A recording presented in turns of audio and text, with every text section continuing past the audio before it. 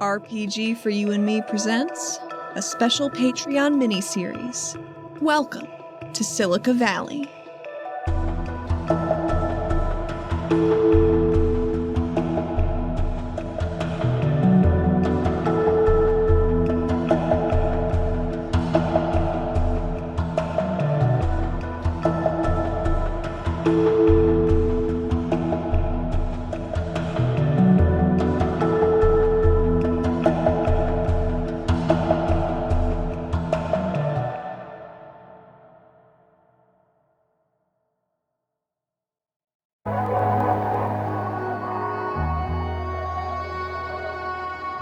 The camera opens, looking down from one of the many rocky spires of the Cobalt Tier.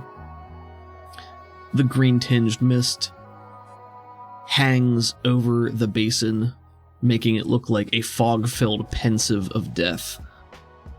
The last gunshots ring out, reverberating but dying quickly in the foggy expanse as the gun turret on the back of your Jeep slowly grinds to a halt, the barrels lightly smoking and one wounded ray bruiser leaning forward upon it as a crutch. Sia and Graji have dispatched two of the other thugs up by the other Gatling turret, aimed down at the expanse. Set has just pulled off some deft maneuvers with the Jeep. Sia has slashed open the throat of the bandit leader Chikaro, who is currently unconscious and potentially bleeding out. And all falls silent. Set's gonna come to a stop as soon as he can, heading towards Chikaro. Stop near there, and then hop up and into the back and try and treat the wound of Ray Bruiser that he sustained during the last battle. Sounds good. The healing check that you can make is going to take 10 minutes per wound. He has one wound, so this will take 10 minutes of downtime, during which other things can also be happening. Okay, yeah. Go ahead and roll that with my medic kit that I pull out from underneath my passenger seat. You see Ray has a shaky hand clutched over the front of his chest that you can see the bullet wounds. Metal shrapnel of the shotgun pellets have burst forth. He's got a trickle of blood running from his mouth as he leans heavily on the Gatling gun and just groans and whines in pain. My healing dice blows up and I roll an 11 total. Nice! Success with a raise, you completely heal his wound. Yeah, so I pull the Metagel out of the kit and I just plunge it into the various peppered holes from the shotgun blast where the shrapnel tore through underneath his armor, and start plunging it in for it to expand and staunch the bleeding and push out any material that might be foreign and embedded. You spray the Metagel in there, and maybe we watch as the foam expands and pushes out some of the remaining pellets, and they just sort of fall out of his skin and onto the ground, and he is able to breathe deeply, a sigh of relief that is no longer bubbling at the corners of his mouth. And he looks up and gives you a thankful nod. Thanks, Chief. Oh, they almost got me there. Oh man, I'm glad we put that shield on your back. And as I point and run my fingers across some of the larger dings from the shots that it saved him from. Oh yeah, and you have no doubt that saved Ray's life, and I think he also realizes that as well. And the nature of the riot shield, you can see a lot of cracks and spider webbing on the, I don't know if it's hard polymer type material. It's like very hardened plastic, not truly bulletproof, but very bullet resistant. So this thing almost looks like stained glass just with how many fractures there are. But a job well done. And he looks up at you and he says, "Is everybody else okay?" Let's go check, man. And then I hop out of the back of the Jeep and start walking towards where Sia is. Sia is crouched over this frog guy with his neck all slashed open. She's got a spare, rag from her backpack, trying to just staunch the blood flow, but there's so much blood. She looks over to Set and says, "I don't know what I'm doing. It's so stopping." Okay, let me see what I can do for him. I mean, luckily he's Karnak. He's got a better chance than you might in this situation. And I'm gonna go ahead and roll another healing check. Sounds good. Can I support? Because I've been blooding, stemming the blood flow. Do you have a medical kit? Do either one of you have medical supplies? I do not. So I have a first aid kit on my person. I keep a medical kit in the truck. And since I pulled the truck up close to them, I imagine after using the medical kit on, oh man, I would have gotten an 11 plus 2 from the medical kit that I used on Ray. So that would have been a 13 actually. So Well, yeah, he's doing pretty well. He's doing quite well. So I just rolled a 4 on the dice plus 2 from the medical kit. So a 6 for Chikaro. All right, yeah, so you can heal one of his wounds there. This one takes you about 30 minutes. The slash over his throat, it's just very ragged. I mean, even crazier with the talons of the Trailblazers meant to inflict bleeding wounds. These are meant to be jagged and to just shred whatever flesh they tear into. So I think you got your first taste of the handicraft of Set's tribe showing its full fury in combat. Set, you give me your description of how you managed to patch him up enough that he's not gonna die instantly. I'm not as careful as applying the remaining metagel from the tube onto him because, one, I know he'll heal from this pretty quickly on his own. 2, I'm kind of mad at the guy, so smear it across the top of the whole area instead of applying it like to each individual wound site. I just kind of and then wipe it all the way over his throat so it has like a smeared patch over it, kind of like when you smear super glue over a surface where it's not as precision applied, but it does the job. It was just like getting rid of the rest of what I had. I think that's a pretty apt description too, because that's essentially what the metagel is. It's got a lot of antiseptic and it's meant to clean the wound out and make it more sanitary, but ultimately it's also meant to hold it together. So I think it really is just like a medical glue. And it's really cool.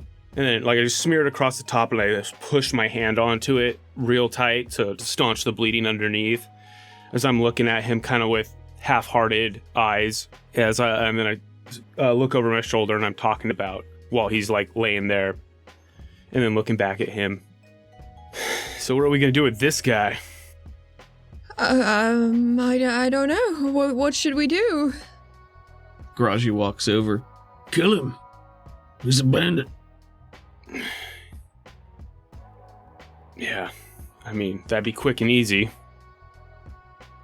Is that what we should do? I mean, if more people keep coming down here and we don't stop him, but we don't know that more bandits aren't just going to come and take his place, do we? No, we don't. Bandits need leaders. Take away the leaders. The cowards flee. So you don't think there's anybody left to be a new leader? Set goes ahead and pulls his shotgun out and puts it to the belly of Chikaro. And I'm going to look at him, say, why shouldn't I? I'll go ahead and slap him awake or what have you in order to see what's going on here. Yeah, it's fine. You're not gonna have to make any kind of roll for that. You can certainly bring him to consciousness eventually. Mm-hmm. Where do you have him set? Is he like against a tree or a rock or the Jeep? Well, we could drag him up and set him cinematically up against the wheel of the truck. That's cool. I like that. Yeah. So Chikaro, he's a grimy brown-yellow, mud-spattered billed frog Karnak. Mm-hmm. He always has a very hunched posture. He's got like no neck at all, large bulbous black eyes with the same grimy colored rim, and very spindly thin fingers with very large froggy tips. When he comes to, his eyes blink out of sync at first, and then he realizes where he is, and he sees you standing over him with the shotgun pressed against his belly, and he offers a tongue-in-cheek smirk, but winces in pain as he puts one of his hands over his gut, and he says, "Oh, such a nice way to wake up." Yeah. You're lucky you did wake up, she says, trying to be braver than she seems. Undoubtedly, yes. I can only imagine there's a reason I'm alive. What do you know about up there? Oh, As I gesture my head slightly over towards the cliffside. He'll shift a little bit to try to make sure he knows for sure what you're gesturing at, but I think that's probably pretty implicit. what do you want to know? It's Fun Voyage. It's a boat. It's trapped up there. How do you get up there? I don't get up there. That's why I'm down here. Yeah, but it looks like somebody's tried. Oh, many people have tried, yes. That's you can climb, you can fly if you can fly. Most people can't fly, you see. They need to come here. So that's why we were here. We tried to fly. You know anyone who did make it up? Oh, well, the only one that I know went up but never came down was Lakme. And it's been some time since she left, you see. When he says that, I'm going to raise an eyebrow towards Graji for a moment and then look back. Yeah, Graji just raises a shoulder. Chikaro waits to see if you had any other accompanying questions as far as that's concerned. Just blinks at you. Who's Lakme? Lakme was our squad leader, and we came here. He points to the wreckage of the helicopter. But she didn't like the way things were going, or maybe we didn't do what she wanted us to do. So she decided to run away. What did she want to do? Well, when we started to run out of supplies, you know, the options, they get a bit scarce. So she had second thoughts. We're an acquisitions team. Acquisitions is what we know best. Did you see her go? I saw her go up, but not come down. Graji over here. He wants me to put you down. He says he's got very good reason for that. He's been helping us out. No, we were wondering what happened to you, Graji. We knew you hadn't left, of course, but you wanted to keep to yourself, so we let you. Doesn't seem like you fared any better. I don't think you could have caught him if you tried. He looks over to you, has that same froggy smirk, but doesn't say anything. Graji also doesn't really engage at this point. He's indifferent. He's already told you what his opinion is, and he doesn't really have anything else to say unless you ask him. Chikaro, we need a way up there. Oh, are you sure you want to go? Yeah, I'm sure. Why did your helicopter crash? Because we got too close without knowing what was here, I think. I wasn't piloting. I'm not much of a pilot. Do you think you could get a few Seracors back this way? I know a few of them ran off. I'm sure that I could, yes. It might be a little bit more painful now, but I can make do. He says, putting a hand to his patched throat. Is that the first time he notices it? When he woke up, he would have immediately been feeling at the wound because, it happened pretty fast, but if you got, slashed or stabbed and then fell unconscious and woke back up, that would presumably be the first thing you check, so... Yeah, just wondering. Yeah, so he's been maybe rubbing at it a little bit this whole time. Yeah, definitely. So, here's the deal. We're going to trade your life for what we need. We need to know how to get up there. And I want you to lead us, to guide us up the cliffside. You saw Lakme make it. So you're out of all of us, the best one to know how to make it up there. I'm very flattered by your assumption of my abilities, which I'm happy to say is quite accurate. But there's no trick to it. You just need a way to go up. Points at Sia. She can be fine. She can climb. I can certainly summon some of them for you. We don't really know how to ride these things, so I'm gonna need to follow you up. Make sure that they stay in control. And I'm gonna push the shotgun a little bit harder into his belly. Okay, that definitely feels like an intimidate to me. Yes. Which I don't seem to have as a skill. So. I mean, you're definitely gonna get a bonus here just because of the circumstances. Yeah. I think what we're gonna have is I'm gonna have my friend Ray here sit down here, make sure that we make it up that way, and that you don't try and lead us astray. You're gonna have a bead on you, and you'll give us cover fire if we need it, and you're gonna take us up that cliffside. So I'm gonna go ahead and roll. Take a +2 for your intimidate based on circumstance and your delivery here. So I rolled a 2 -2 on my D4, but my wild die blew up.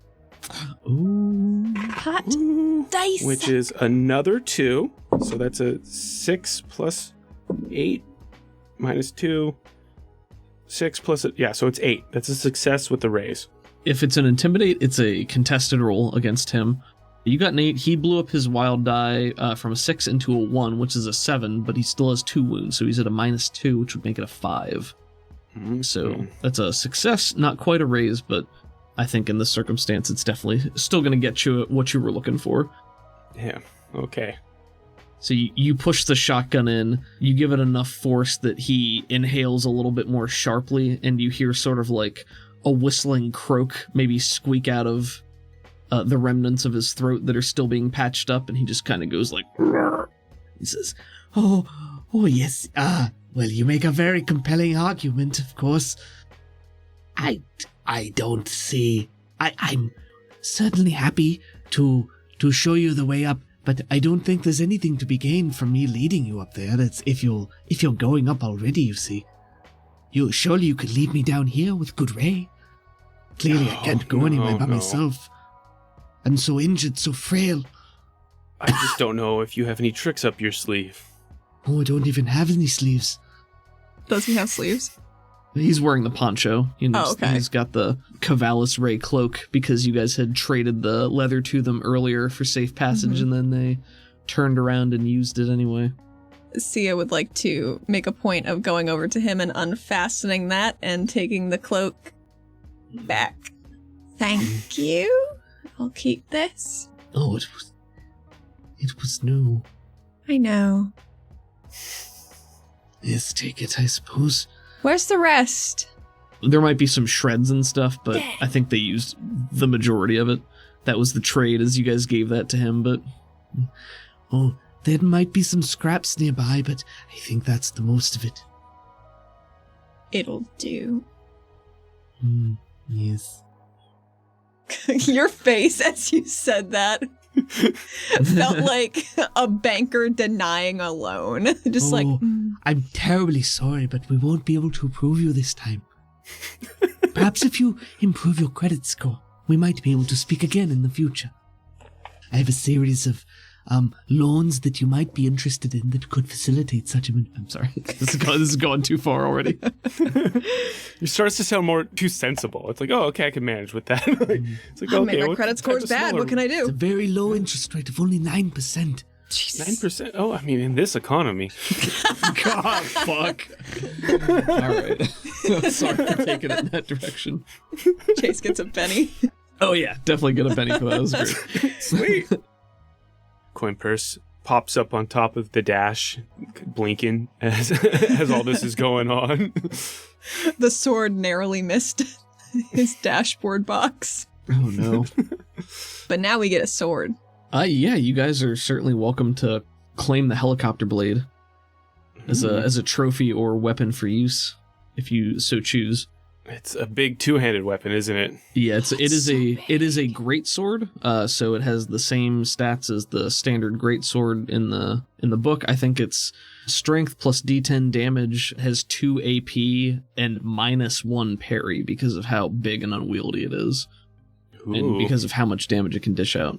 This is the type of thing where, like, you guys could take that and then modify it yourselves. Like, if you wanted to pare it down and make just, a more manageable longsword out of it, that's something you could do with, some basic crafting knowledge. Or we can give it to Ray to hold on to. You could give it to Ray to hold on to. And hold it, he will. Like, now I've got a big hammer and a big sword. I can't really hold anything else, you guys. This is all I have room for. We'll put it in the back of the truck. It's better than a shield. We'll strap it to the roof rack like a set of skis. Chikaro, with your successful intimidation, reluctantly agrees to summoning the Saracoris, and I mean, he's at a point where he doesn't have any choice. Like, he has no resources to try to escape from you guys. Basically, I've sentenced him to death by contest. Like, if he can get to the better of this situation, it's the most behooving thing to him to try to make it up and survive. He is free. So... Well, I survived a helicopter crash. I'm sure this will be fine too. So, how'd that crash happen? What hit you? Oh, whatever creature lives in the pillar. Oh, offhandedly. Well, the helicopter got close to it, and we were getting off to examine the source of the quarry, and that's when it attacked us.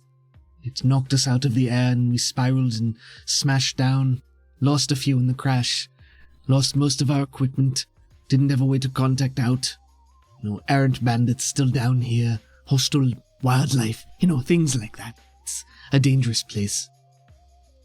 Survival of the fittest and all of that. Well, let's see how fit we are. When you guys are prepared and you have all of your affairs ready, he'll get up, take a few hobbling steps out into the clearing, and then after a few faltering practice attempts, puffs out part of his expanding bullfrog throat. Maybe he keeps one hand of pressure on the metagel glue to make sure nothing pops loose, and then makes a couple of croaking cries, and within 1 to 2 minutes, several Saracoris show up, so you guys are able to rope as many together as you need to. Probably 2 or 3 would be the most that show up. So he makes a showing of... And then the Saracor come out of the mist and walk over to him, and he turns to you with a tilt of his head and says, "There, you have your mounts. I'm good to my word." Yep. Sia leans over to Set and whispers, Should we tie him up? Can he still stay on if he was bound up? I just don't want to get a knife in my back. So, which one of these is yours? They are all mine, I suppose. I'm the one who caught and trained them, you see. Was that hard? Well, for an average person, perhaps. I'm quite talented when it comes to animals. Let's get you set up over here, then. She sidles up to a Saracor and takes a sneaky DNA sample. Just a little syringe, just... You see its back leg twitch like it wants to whack something behind it, but doesn't quite. She pats its haunch with a meaty swap. There. Sorry. I love your music. Big fan. I think all of its bleats and noises it makes are certainly a little bit more lyrical, if only more resonant, because some of the air still escapes through its nose horn. Makes Just, sense. Little honks here and there. Does it have a series of holes in the horn itself, or? That's kind of how I was imagining. Obviously, they can't play their horn like a horn or like a flute, but The horn might be coned, and then there might be fluted holes all the way up, and they have a soft tissue that pinches, kind of like a blowhole, depending on the tone they're That's trying to make. Ooh. I think that makes the most sense. That's really cool. I was also thinking of, how when you make a paper hat and it has the hole at the tip, if it loosens to widen the hole and then tightens to make it more at the tip. Ooh, Do you know so what they I mean? can sort of they have a malleable horn that they Yeah. can sort of shape. That's really cool. I like that. I like that maybe it's just cartilage sort of, so they can control their cartilage and reshape it, on the fly. Gross. Yeah. But maybe it's harder than normal too. But yeah, they're typically the horn looks more like broader antlers, like an elk as opposed to a deer. They're much wider and flatter. It's more blunted than sharp, just with the designs and the spirals. Is there a saddle on these things? No, they do not have any kind of formal saddles. You're just going to be hanging on. Okay. Unless you would like to try to construct some, which is something you could do. No. It'll just take a little bit of time. That sounds like it'd take longer than what we're trying to do this. Probably. I just wanted to tie a rope around Chikaro, lanyard him to me with a substantial lead. I don't know how big these Saracors are, but enough to 1.5 lengths of a Saracor between me and him. Yeah. These things are like large horses. I mean, they're pretty beefy. Yeah. I'm going to tie his legs underneath the belly of the Saracor he's on from one ankle under the belly to the other ankle, so he can't just like hop off easily. Okay, cool. And then I'm going to bind his 2 front hands together at the wrist so he can hold on with both of his hands, maybe crossed, but he can't quickly use them to untie the knots that I've put behind his back. That's legitimate. So you're putting him in a position where he is not really able to free himself in any way. Yeah, he won't be able to just screw us. So what we're going to do for that is I'm going to say he's going to start out bound. So he is bound to the Saracorus. He can do nothing except for try to break free from that. And the only way he's going to be able to break free if he doesn't have any kind of cutting implement, he does not have a special Carnic Bite. That's not one of his background things, so he doesn't get any bonuses for trying to chew through it. It would just be a matter of him having to break them using his strength. And he's pretty strong, so that's possible. Or slipping out of them, but I'm not sure. I think that would be athletics. Let me see here. Bound. Yeah, typically the only thing you can do... They can't move, they're distracted and vulnerable as long as they're bound, and they can't make physical actions other than trying to break free, which is an action. Breaking free from a web net or the entangle power is a strength at -2 or athletics, minus any penalties noted for the entanglement. And they could try to break it, but he isn't going to be able to do that because he can't cut anything and he doesn't have any friends coming to help him. So, okay, I will make a note. All right, so as you're tightening him up and fastening him to the Saracorus, he talks to you as you go about your business, and he says, I suppose it's somewhat sporting of you to give me a bit of a chance here, even if you're sort of hanging me out to dry. And you cinch one of the knots, and he says, "Ooh, that's a bit tight. Rubs on the skin, you know." Well, he's an Axion? Oh, yeah, he's definitely an Axion. He's just this thick membrane, just... Yeah, it's true. Maybe squeaks a little bit. I'm going to look at him, glare a little bit. I want to do another medicine roll on him to... Can I choose not to take any raises, only leaving him with 1 wound? So at this point, you have already made a healing roll on him within the golden hour, so someone else would be able to attempt a healing roll, but unless Set has like a special edge, which I think only exists in Rippers, not in like the normal setting, but Set would not be able to. But if Sia wanted to try, or if you wanted Ray to make a shot, or Graji or something, and Set can assist someone else with his healing, that's something you could do too. Actually, I'm going to leave it at that. If Sia wants to go ahead and do it, she can, but I'm just going to get him secured and then move over and get on top of the Saracore that I've picked out for myself. Yeah, Sia will try to heal him. Untrained. Put him right back to 3 wounds. It'd be funny though if she just like sticks a needle in him and was like, "Here, I hope this helps." I rolled a 9. A 9. Do you have training? No. Did you include your -2? I did. Okay, so 9 with all of your penalties and stuff. It's just unskilled, right? Yeah, I guess it's okay. Yeah, so I mean, you roll a 9, he's gonna heal 2 more wounds, so he's gonna be back at full. She's just like dabbing iodine like towelette. Yeah, basically she just cleans him up like that. I think she's digging in a little more than she needs to with it, because she doesn't appreciate all the sass he's putting out. Because she was very conflicted about saving this guy's life, because she almost killed him, and now she's helping him. She doesn't know what's going on. And she turns to Graji and says, what happened? What happened to the other 2 up there? Did you tie them up? I don't hear screaming. He just sort of blinks at you and then slowly turns and looks back and says, "Won't be a problem." Oh. Gotcha. They're out. Just waves a hand. Okay. She smacks a band-aid onto one cut. Says, there you go. Is she going to talk to Chikara? Like, this might have been the first person she thought she killed. Like, I almost thought I killed you. She's keeping that one inside where it can fester. While you're patching him up, though, he says, I can't say I understand why you're going through the motions here, but it is kind of you to repair the damage you inflicted. No, you should try to fix stuff sometimes. Instead of just taking. Sometimes you give a little bit and maybe you'll get a bit back in return from goodwill. Sometimes you give so much that you don't have anything left. And then you have nowhere to go but up. He says, looking up the rocky spire. Oh, good. Well, that's where you're going, she says, and she pats his cheek and walks away. She's had it with this guy.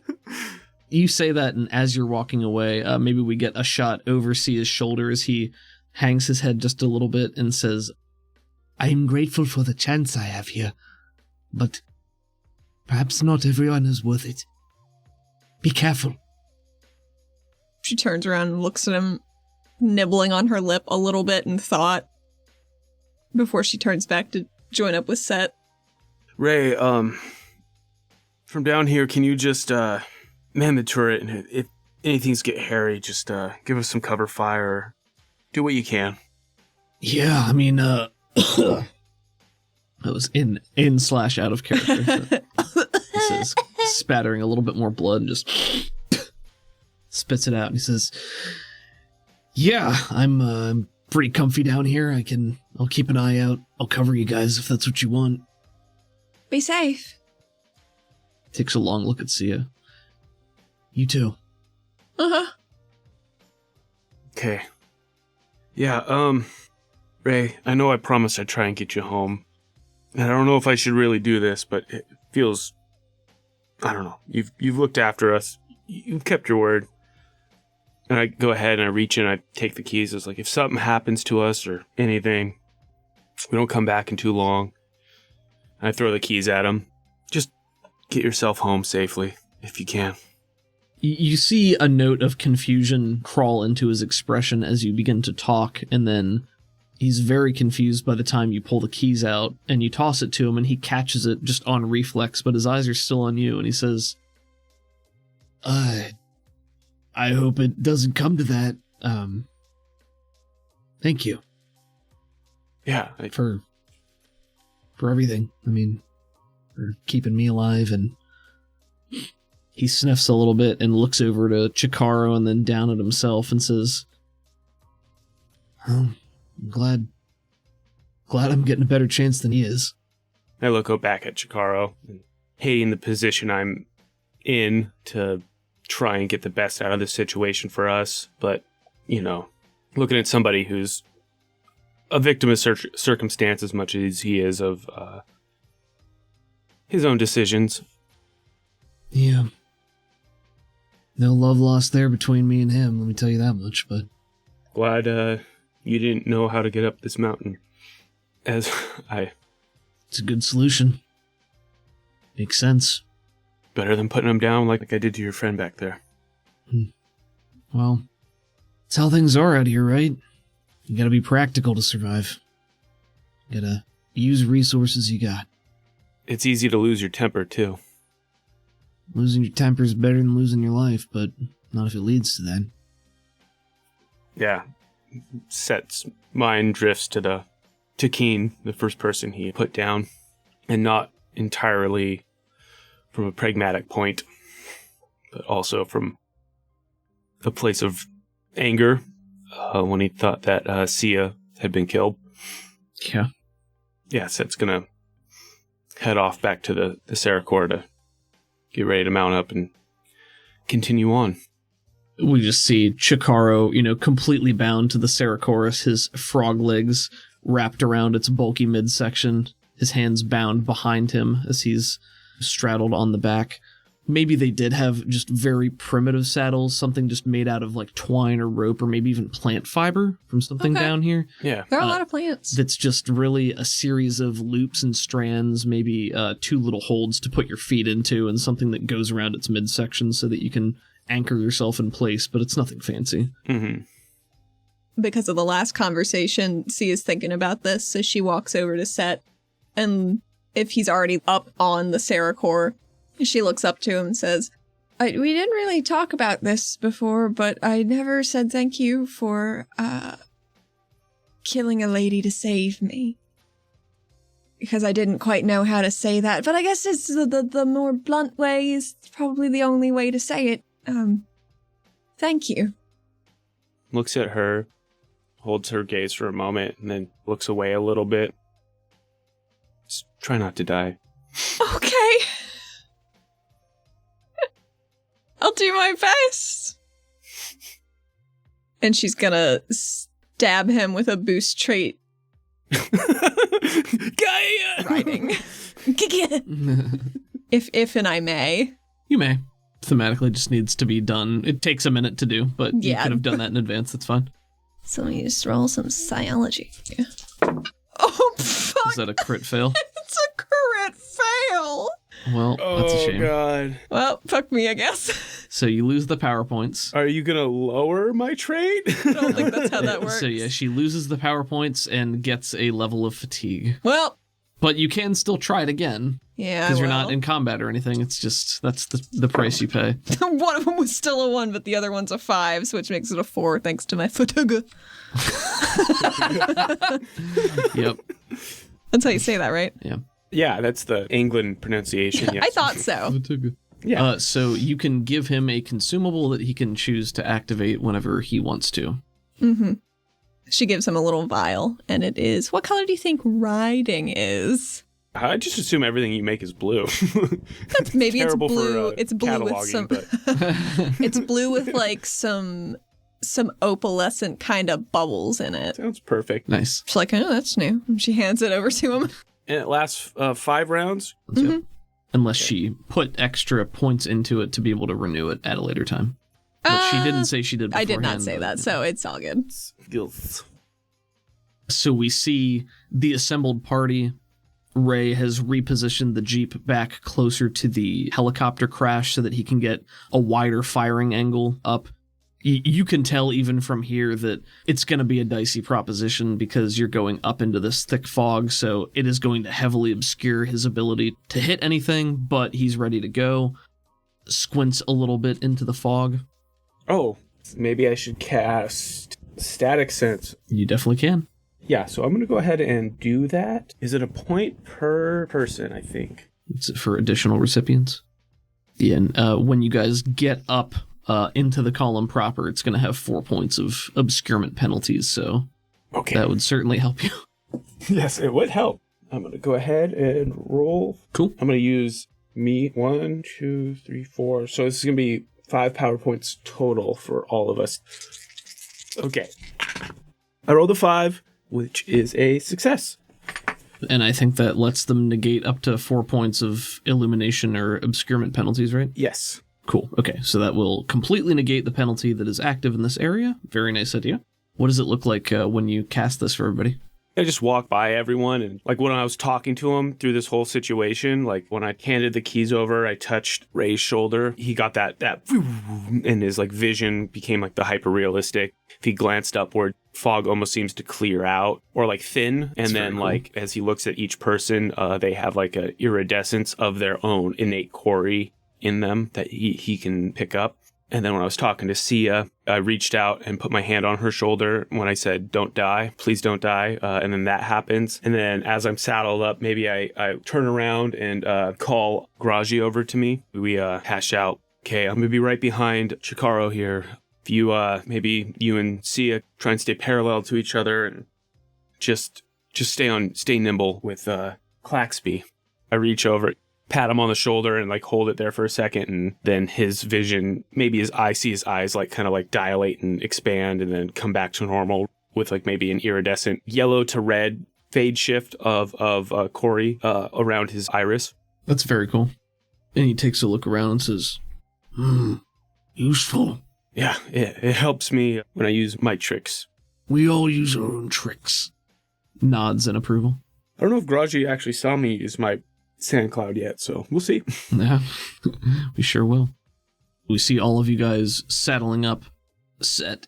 You are on a Saracorus behind Chikaro, holding a length of rope that is attached to him, I think you said? Yeah, it's tied to him, and I have it tied around me and survival knife in one hand in case I have to cut it if anything starts going sideways. Cool.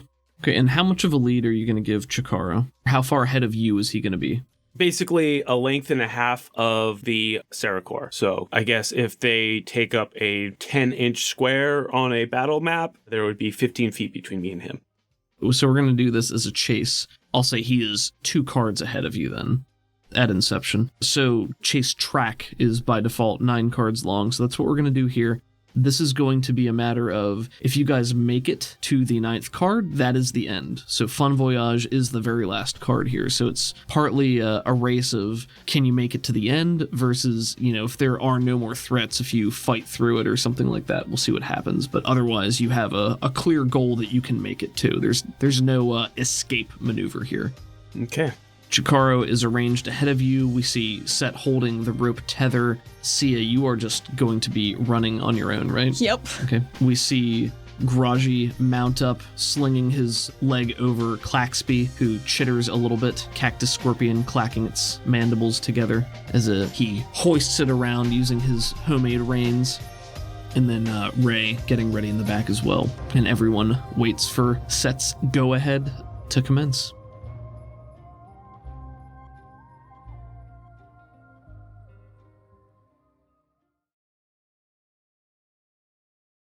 Hi, everybody. Thank you for listening to this episode of Silica Valley with us. Set, as you know, is played by Chase Absher, and we just love him to bits. Our music is by Crockett, Waveshaper, and Marcus D. Crockett you can find at crockett.bandcamp.com and at Crockett80s on most socials. Waveshaper at waveshaper.bandcamp.com and at waveshaper_SWE on most socials. Marcus D is at Marcus D on Twitter and at marcusd.bandcamp.com. And I have a couple patrons to thank. Thank you so much to Chase, Valentine, Shakes, Nakota, Jackie, Jade, and Paxton. And also a big thank you to Caleb Sunstead, Zach, Ben Hatton, Gerald, Andrea, Davriel, Ellis, Zane, Nathan, Romalak, Lexington 296, Calder, T-Pay, and Ayana. Thank you all so much. Every bit of support and feedback you give us makes it so much easier to get every new episode right to you.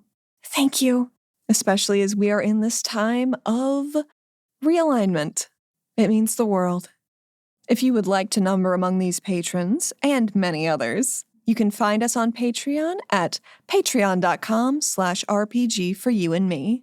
Find us at RPGforyouandme on Instagram, TikTok, and Blue Sky. And I'd like to introduce our new social media manager, Mads. Follow them on Blue Sky at the link in the description. Also in the links, our show Discord. It's free to join, so come on, hang out. See you next time.